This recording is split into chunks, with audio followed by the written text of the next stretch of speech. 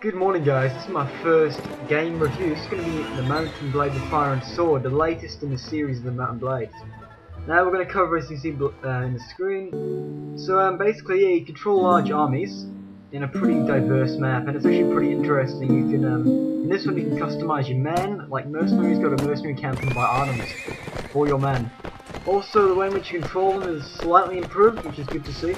Unfortunately though, the battle system hasn't really changed much since the previous Mountain Blade Warband, which seems to be actually a bit better, because with this one you have a bit more variety of weapons. You have some pistols and guns. It changes the combat sort of more to long range and less up in the thick of it.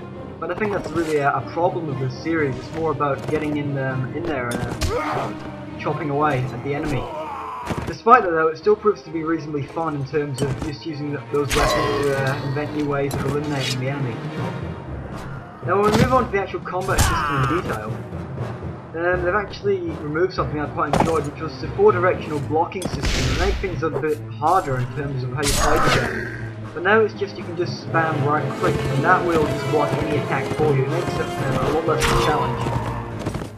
They still do retain though the other elements that are present in Mountain Blade Warband, which is a tried and tested system, I believe. It's not perfect, but it is pretty good, and for the price of the game, you can't really complain.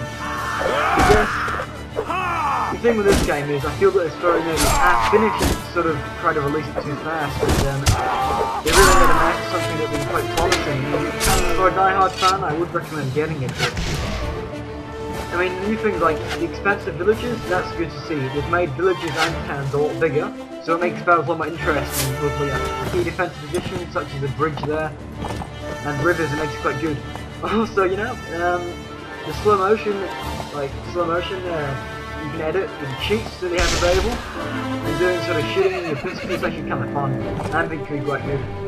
And also, the shooting system in general is quite decent though. I think they've borrowed from the Mountain Blade Warband mod, mountain musket, which already put in a gun mod. I believe that like a lot of it's copied. But this is quite good, like pulling off crack shots. You can actually sort of judge with this, which is nice.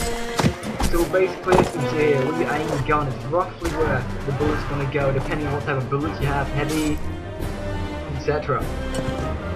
As you can see here, I pull off quite a nice shot. So I think that's pretty good how they've implemented that, and the ragdoll is still pretty good. But once again, a lot of it's just copied over from the old game. Now the castle fights are a lot more better as well, just moving on, as you'll see shortly. They've actually made more than one ladder. Well, occasionally you get 2 ladders on the old Mountain Blade, but it just made it sort of restricted. With this one you can get a variety of ladders, so it really affects how you play the game. Something that I quite enjoyed. I mean, at first there was glitches where your men couldn't actually get over the ladder onto the walls, but they fixed that now. So really, the upgrades have actually done the game a lot of justice, and it's actually making it a lot funner.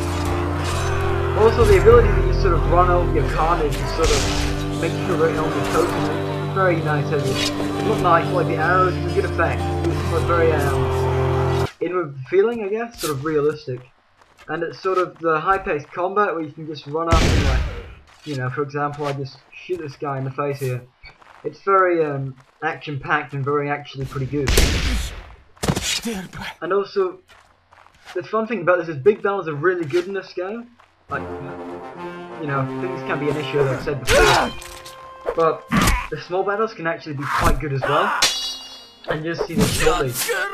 Like, for example, guerrilla warfare, like, watching like a lone horseman run up towards you and then jumping out and slashing him is actually really quite a fun element of the game, and it's just cool the way you can get rid of your foes and enemies. Now also, something I don't really cover is the multiplayer. And the multiplayer is pretty much an exact copy of Mountain Blade Warband, except it's not really as good. They've added in a few new game modes, which are meant to be groundbreaking in their opinion, but in reality it just didn't work. Lag was an issue, things like that, they really were an issue. But like, as you can see here, it's just fun. I don't know why. It's just the mechanics in this aspect is just fun, and it makes the game really interesting and a good variety. So to summarise, really, the things that make Fire and Sword a poor game is the unfinished element. You're going to get huge similarities to Warband, which you can expect, but it really doesn't make doesn't make a sort of interesting game, because many people fell in love with Warband. Like, I think it's a great game. And then he expected so much more from this, so as you can see, decent combat system, some cool new features.